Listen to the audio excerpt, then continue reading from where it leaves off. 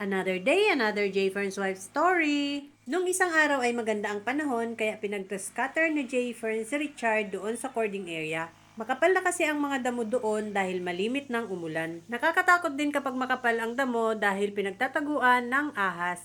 Nung nakaraang linggo nga, may mga nakitang ahas sila Richard doon sa cording area. Kaya si Jayfern ay bumili na ng bota dahil nakakatakot nga daw maglalakad doon kapag ganyang malago ang damo. Hindi pa dire-diretso ang ulan kaya hindi pa maputik sa cording area. Maaliwalas tingnan ang manukan kapag natitrim ang mga damo doon. Pati ang mga tanim naming kalamansi ay ipuprune daw ni Jayfern. Puputulin niya yung mga sanga sa ilalim ng puno ng kalamansi. Maluwag tingnan ang cording area kapag natitrim ang mga damo. Delikado din sa mga manok kapag matataas ang damo sa cording area dahil baka mapahabid ang tali nila at pag sila ay nababad sa initan ng hindi napapansin ay maaari nilang ikamatay.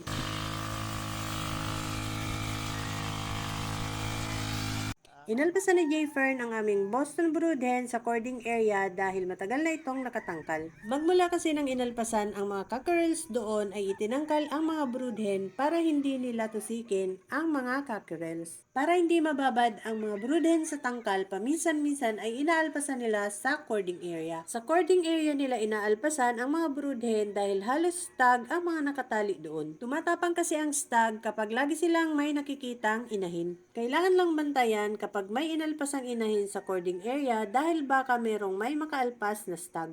Hihilahin kasi ng mga stag ang tali nila kapag may nakikitang inahin dahil ang gusto ng mga yan ay lapitan ito. Nagsisimula na kasing mambaba ang mga stag pag ganyang edad kaya agresibo ang mga yan. Kaya sa hardening ay nilalagyan lang ng inahin para tumapang ang mga stag. Natatapang na nga din ang mga nakatali naming stag dito sa cording area kaya inuumpisa na silang ibitaw ni Jayfern. Pupungusan na yung mga yan kapag tumapang na silang lahat.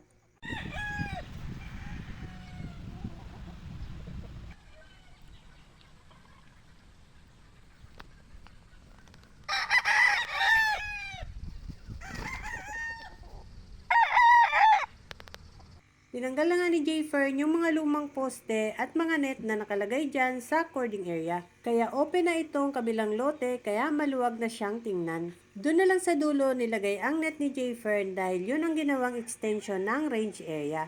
Matataas na nga rin ang damo dyan kaya pagkatapos ni Richard mag-grass cutter sa cording area, yan naman ang isusunod niya. Maaliwalas na ngang tingnan ang cording area kapag nag-grass cutter ang mga damo doon. Yung mga pinyang nakatanim sa gilid ng bako dati ay hindi pa naililipat nila Jayfern. Umaliwalas na ring tingnan nung tinanggal ang mga lumang poste at mga net. Madami kasing mga gumapang na baging sa net kaya maduming tingnan. Gaganda pang tingnan yan kapag nag-grass cutter ang mga damo dyan sa kabilang lote. 2 days bago natapos ni Richard i-grass cutter ang cording area dahil hindi naman siya maghapong nag-grass cutter.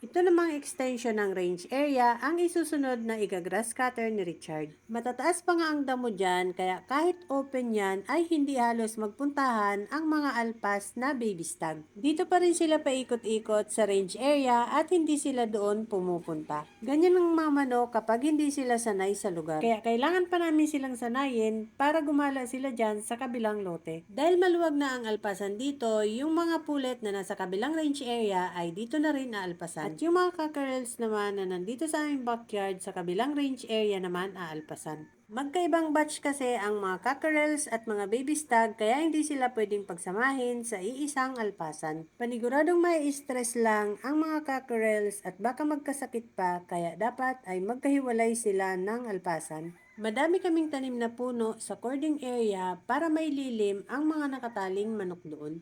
Kaya yung kabilang lote ay tatamnan din namin ng mga puno para maililim din ang mga itataling manok doon.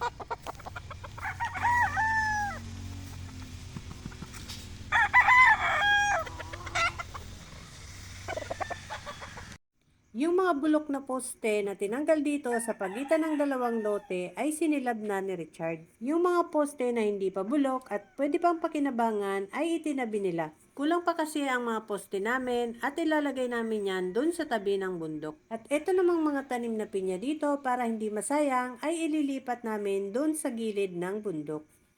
Pagkatapos maglinis ni Richard sa cording area ay nagpatuka na siya ng mga baby stag. Makukulit ang mga baby stag kaya ayan muna ang unang pinapatuka ni Richard bago yung mga manok na nasa cording area.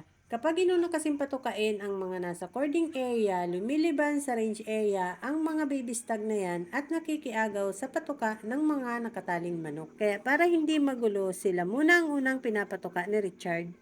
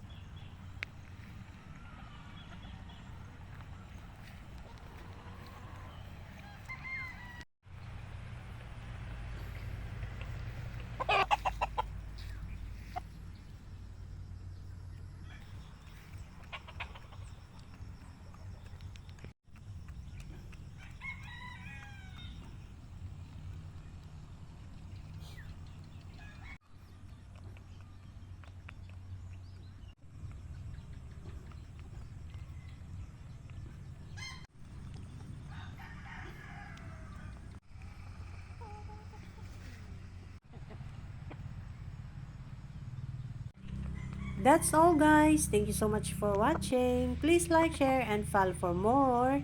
See you on my next video. Bye!